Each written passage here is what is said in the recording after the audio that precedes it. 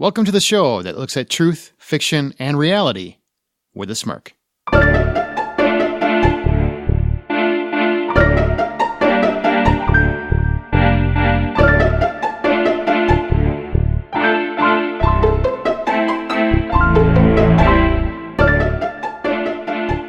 I'm Aaron Peterson. I'm Amanda Sink. And I'm Zach Parkerson. And welcome to Smirk. Each week, one of our hosts introduces an original story, which we then use as a springboard for spirited discussion on whatever the moral or theme of that story was.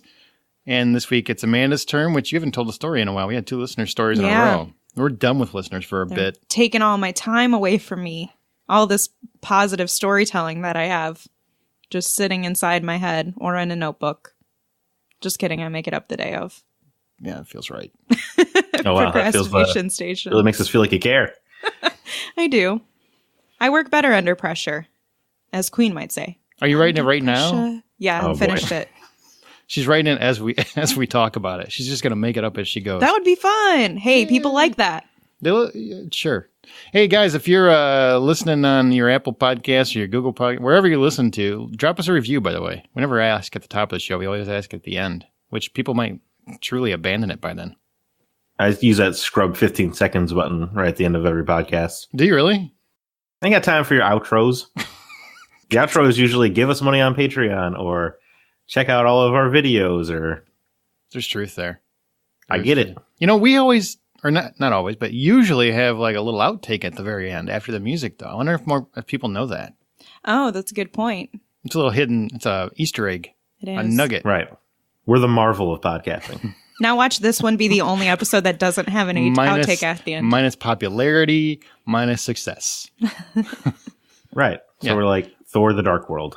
Yeah, we're more like 80s Marvel, I think, at this point. We're Dolph Lundgren Punisher. Oh, I would say like we're like 2000s Marvel. Every now and then again, you get a tag. But we're like Tom Jane and the Punisher, I think. Is that good? It's better than the other Punisher, Warzone, right? Oh, come on. People like Tom Jane, right? I don't know any Am I alone here? of this Punisher business. That's too bad. Well, Remember in The Mist when he shot his whole family? That was fun. What? I love that. Spoilers for The Mist.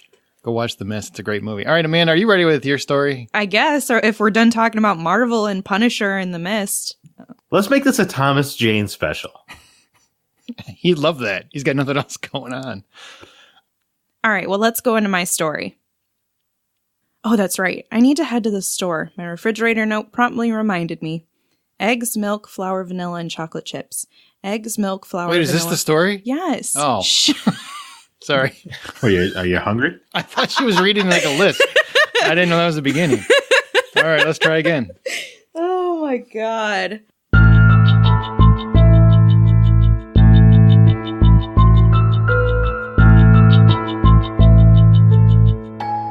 Oh, that's right. I need to head to the store. My refrigerator note promptly reminded me.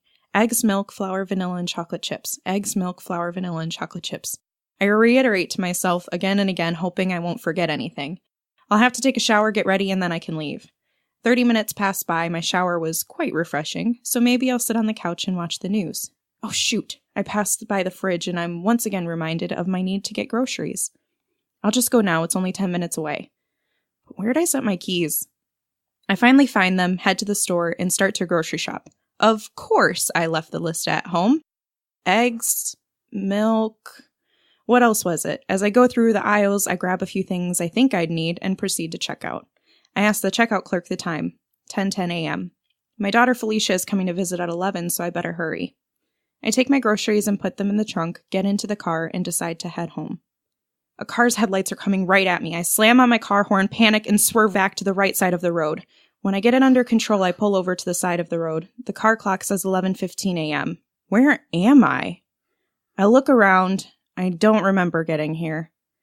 So I have to look for my telephone. I know Felicia gave me one, and she keeps it in my purse. It's got to be around here somewhere. Come on. God, please. Found it. I thought the point of the mobile phone was to be smaller, not the same size as a landline. I've got to call Felicia.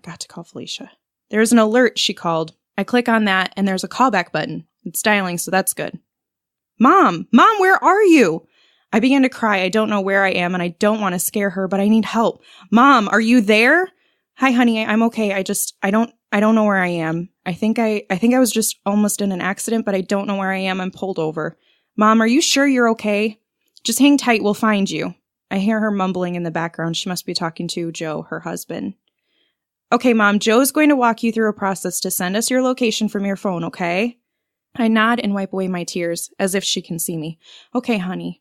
Joe takes me through the steps. So many steps. But they figure it out. Apparently you can send where you are through a text message. Isn't that scary? An officer pulls up behind me. Ma'am, I'm Officer Dutchlick. Your daughter asked me to head over to make sure you were okay until she got here. Is there anything you need? No, I'm okay, thank you. I'm so sorry to have you come out here with me like this. Ma'am, you have nothing to apologize for. We just want to make sure you're okay. I'll be in my car with the lights on to keep cars from getting too close, but you stay here, all right? Yes, thank you for your help. This is so embarrassing. After about 30 more minutes of waiting, Felicia and Joe arrive. She barely waits for the car to stop before she runs at me crying with her arms open. I open my door and walk to her, tearing up again. Mom, I'm so glad you're okay. I was so worried. I was at the house, but you weren't. I was so worried it was going to be like last time. I just love you so much. Felicia held me in an embrace for a few minutes, and I felt relief, but also shame. How could I let this happen? I'm the one who was supposed to take care of my child, not the other way around. I'm sorry I wasn't there. I remembered I needed groceries, the list on the fridge. I was going to make you cookies.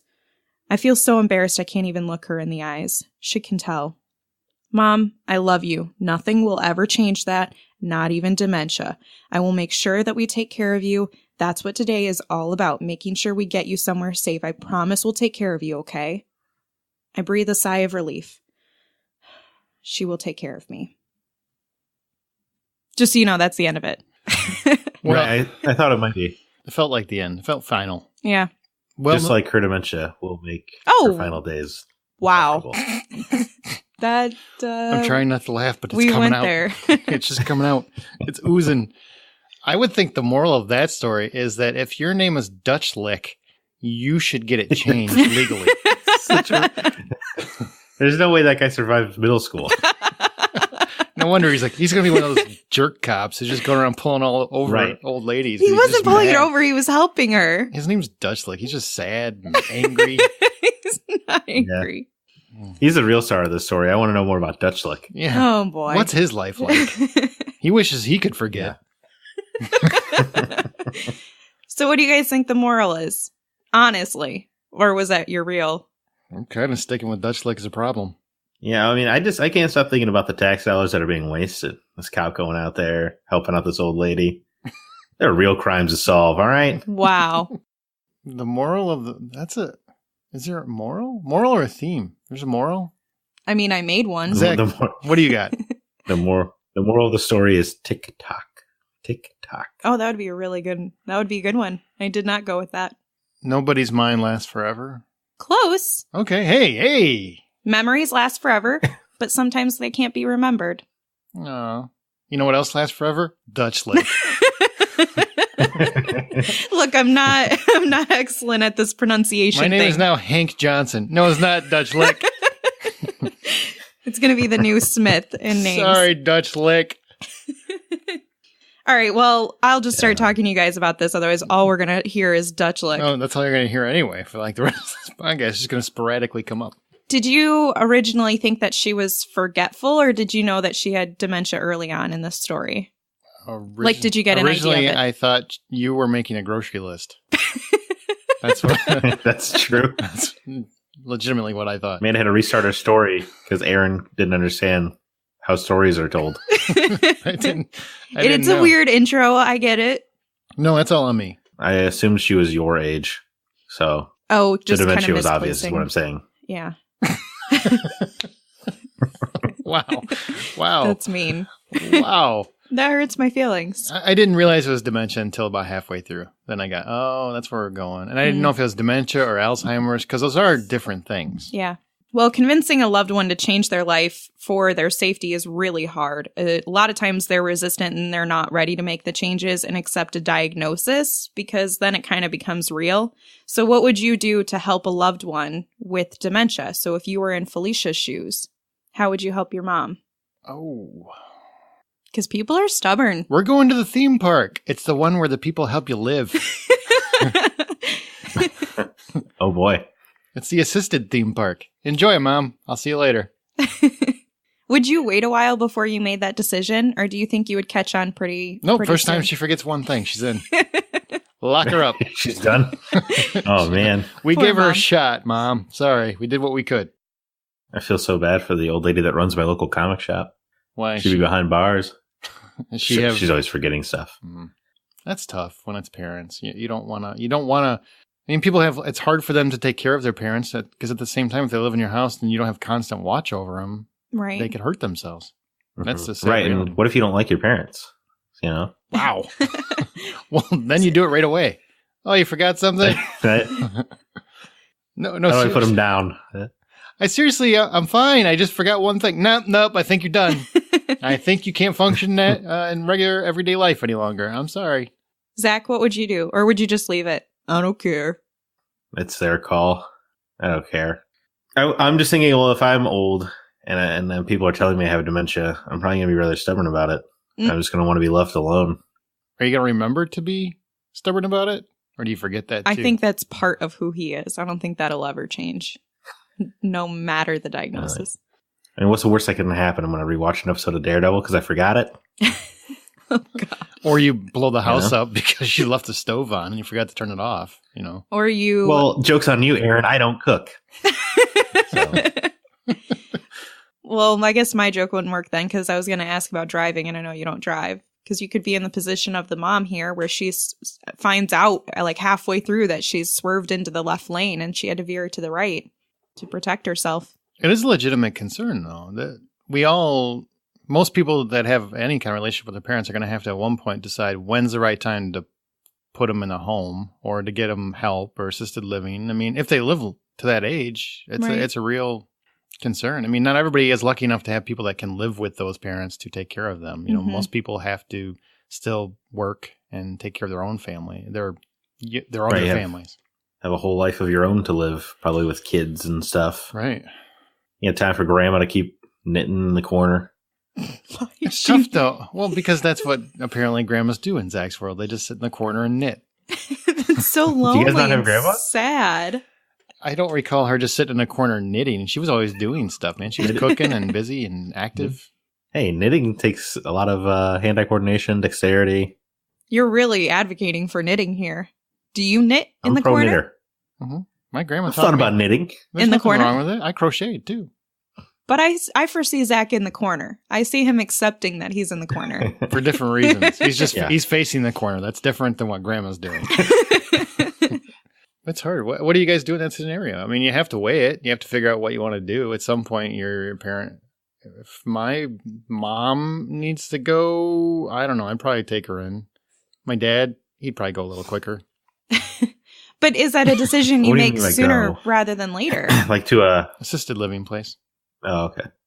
I mean, you have, those are the two options, right? You either take them in, well, three options. You can take them in, you can take them to an assisted living place, or you can pay for a nurse to go to their house if Medicare doesn't pay for it and see them during the day. There's a fourth option. Put them down? They're not dogs. What's the option? No, just ignore them just ignore the situation. Wow. What? Wow. Don't act like there are not people who would not ignore that situation because it makes their life easier if they just pretend that it's not happening. I'm sure there are people like that. That's true. That's a horrible person. Zach, would you do this? Are you that person? I think he's advocating for it. I think he is. I think he is. We know what I'm advocating for the fifth option that Aaron referenced. Put them down. I don't think that's a very strong option. No, I don't know. I don't know. It's a tough topic to think about. Death would be easier than dealing with somebody you love dwindling away in the flesh carcass they're just contained in now. That's right? Yeah. That's one way to put it. Descriptive. You're watching the person that you know die out, and just what's left is the body that they were in, really. Mm-hmm. Yeah. I watched my grandmother go through that. It's hard to watch because she was slowly but surely forgetting things. I mean, she always had the name thing where she'd call you everybody else's name but your own. I think all grandmas have that. I think it's required by law. But as she got older, she would start forgetting things and start bringing up memories that weren't mine, like they were my uncle's or even my mom's at times. I mean, which is really sad because you know it, but they don't know it. So you kind of have to almost play along because you don't want to tell them, hey, you got this way wrong. This is somebody else's story. And now I see my mom having those moments where she forgets stuff, and I'm going to have them too. So Zach's right. In a way, you're seeing the person you love is no longer there or fading right in front of your eyes. It's not the same as Alzheimer's. That's even worse. I've seen people deal with that. That's worse. Yeah, it's really, really hard to deal with. So thinking about it more, I don't think I would put them in assisted living. Man, I would really want it to be their own decision, but I guess at some point they're not going to be able to make the decision. I would rather have them live with me than in the care of a stranger. I would also feel like if I put them in a home, then it feels like I'm just trying to distance myself from the problem. That's a good point. Yeah. Well, and there's plenty of stories that have gone out where people that are taking care of the elderly are abusive. So that's like another concern people have to consider. Wow, you just went to a dramatic part. I mean, well, it's real. It's scary, but it's real. They don't treat them with kindness. Not to say that they all don't, but there are instances where they don't treat them. There's, people have now video footage in their homes. And even when they come to their home to take care of them, they're abusive or neglectful or, It's like Happy Gilmore all over again. It's really sad. It is. But like everything that happens in Deliverance has happened. It doesn't mean it happens regularly. No, I'm not saying it happens every time regularly. You go camping with guys, you're not squealing like a pig. But it does. It seems to be a notable problem right now because there are a lot of stories coming out about that. That's just because it's in the zeitgeist. It's what we're fear-mongering about currently. I think it just gets played up more because that's what gets clicks right now. Grandma getting abused at the nursing home? People are just clicking? What are you talking about? That's absolutely. We have like a cyclical relationship with horrors. That's true. We focus on one thing and talk about how terrible it is until we vaguely solve it, and then we move on to the next thing. Like straws. Remember when straws were the bane of the entire existence of America? They still kind of are. I think they're banned in California. That's what I'm saying. Yeah, and then they started banning them. Then that's what we do. We just focus in on something that's horrible, pretend to care for a few weeks, and we just move on again and move on to the next thing that we care about. That doesn't make it less real, though. No, I'm just saying I don't think it's as common as if you listen to true crime podcasts all the time, you're not going to be able to walk outside, This is a fact. This is true. The straw thing, I'm after using the recyclable straws, the paper straws, I'm okay with screwing the environment. It's very uncomfortable. You can bring your own reusable thick plastic straw. Yeah, no, or I could just abuse the environment and just keep reusing the plastic one. They seriously ban them in California. They ban everything in California except weed. You can get high as you want, just no straws. California may as well not be in America. Oh, good enough earthquake hits and it won't be. Jesus. It's the state with the largest secession movement. I'm just saying, they don't care about us. I don't care about them. Wow. Unless you're listening and you're in California, in which case I care about you in particular. There you go. He's very specific about your needs. You are exempt. Come over anytime. So how long would it take for you guys to make that decision of your family member going, either living with you or going to a facility or what? Because you might start to notice those signs early on. Oh, you're forgetting things a lot. But at what point do they have to hurt themselves before or tough. Put themselves in a really tough position before you're like, no, I need to do something? Or would you be more proactive in trying to get this sorted out? I would love to say it would be immediate, but I am a procrastinator. So it would probably be when it became a serious issue. When something happened, they got hurt, or when it was impossible to ignore that this is a serious problem. To be perfectly honest, that's probably when I would, because I wouldn't want to admit that there's a problem. That would be my problem. I would have a hard time admitting that it's a problem because I don't want to acknowledge my mom or my dad can't function reasonably anymore. Mm-hmm. Yeah, it's a tough topic to tackle too with that family member, because then you have to sit down with them and they don't really understand what's going on. They might just say, oh, I just forgot where my keys were or something like that. Yeah, don't lock me up. I forgot where my keys were. Don't get mad at me about it. So, and that's a tough conversation for a child to have with their parent. I think any time that a human being is trying to tell another how to live, especially when it's your parent, that parent is like, nah, I'm going to live how I want to live. You're not going to tell me what I'm going to do. And so it makes it an even more difficult conversation because there's a lot of resistance. I mean, presumably an old person will be lonely. So maybe they'll just, want to move right in. Yeah, they're just sitting around. I'd love to have, well, you know what? Sometimes that's true. That is true, where they do want to come move in with their family. Mm-hmm. And yay, thanks for inviting me. But also you have the proud ones who, no, I want to live my own life my entire life. I don't need to go and be taken care of. Really just depends on the person, I suppose.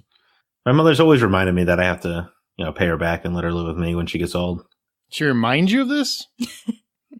Yeah, of course. She's going to start pretending to forget things and then be like, oh, I got to move in with you, I guess.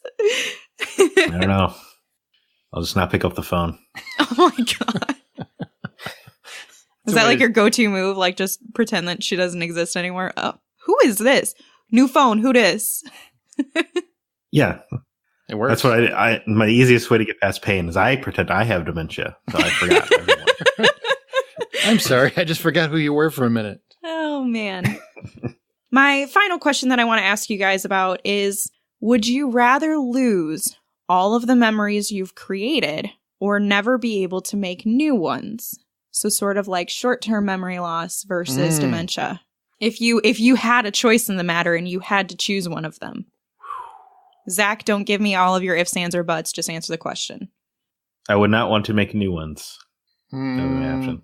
Yeah, I wouldn't want to lose all my memories. And short-term memory, I'd be afraid I'd do some terrible things because I'd forget, pretty quickly. No guilt. No guilt. I mean, I mentioned before, I don't really believe in like a soul or anything. So I stand by that. Your memories make you who you are. So if you lost your memories, you wouldn't be you anymore. That's an excellent point. Yeah, I'm with him on that. Mm-hmm. So we're all in consensus. That's the route we'd be taking. I mean, because they give us the option.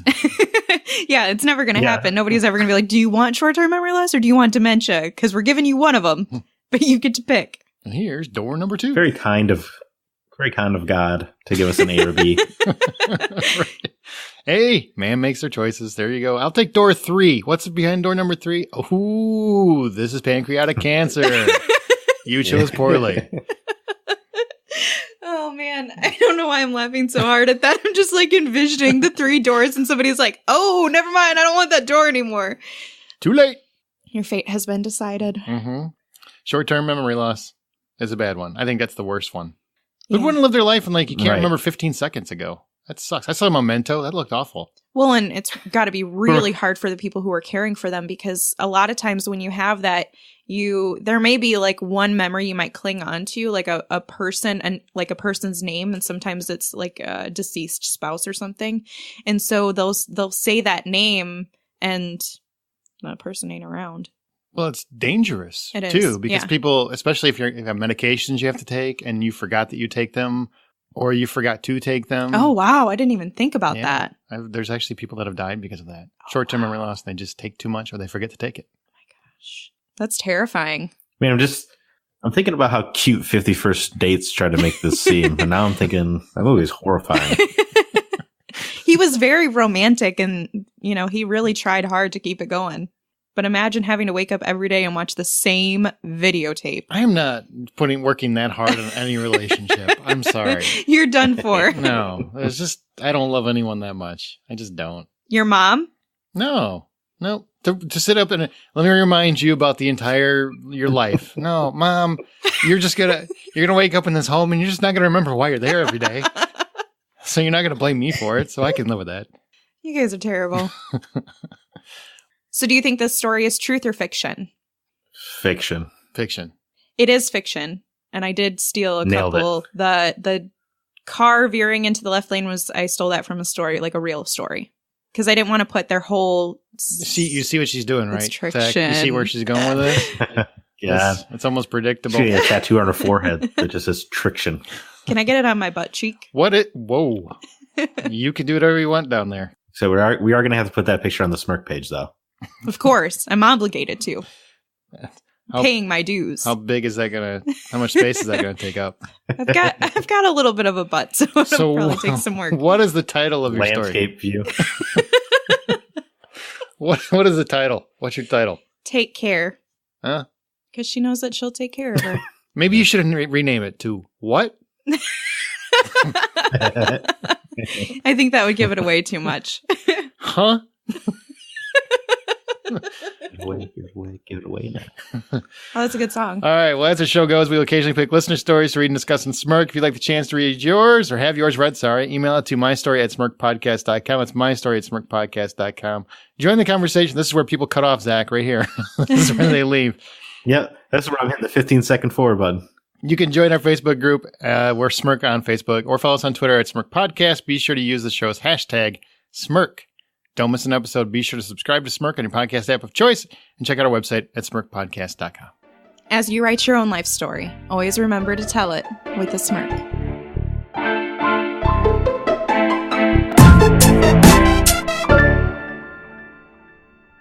Remember, as you write your own life story, always remember to tell it with... Why did I do remember twice? I don't know. Maybe you can't remember. Time to go to a home. Goodbye. No second chances.